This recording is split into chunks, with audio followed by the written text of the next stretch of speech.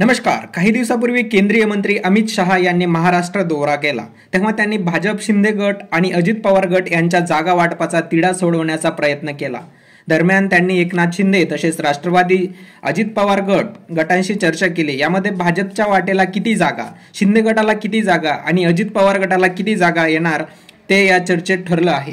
समोर आलेल्या माहितीनुसार राज्यामध्ये 48 पैकी सर्वाधिक जागा भाजपच लढणार असल्याचं जवळपास निश्चित असल्याचं बोललं जात आहे.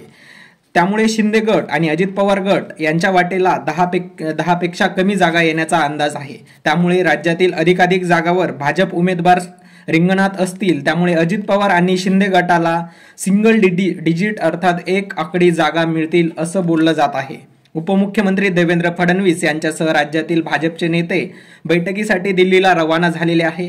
भाजपने शिंदे आणि अजित गटाचा करेक्ट कार्यक्रम केल्याची चर्चा आहे. एकनाथ शिंदे यांनी लोकसभेच्या 10 जागावर समाधान मानावे लागणार आहे. तसेच अजित पवार गट हा 4 जागावर समाधानी असेल का हे बघणं औत्सुक्याचं ठरेल. यावर तुम्हाला काय वाटतं? भाजपने शिंदे आणि अजित पवार गटाचा करेक्ट कार्यक्रम केला आहे का? आम्हाला कमेंट करून नक्की सांगा. आणि यश मराठी चॅनलला सबस्क्राईब केले नसेल तर सबस्क्राईब करा. तसेच ह्या व्हिडिओला लाईक करा आणि शेअर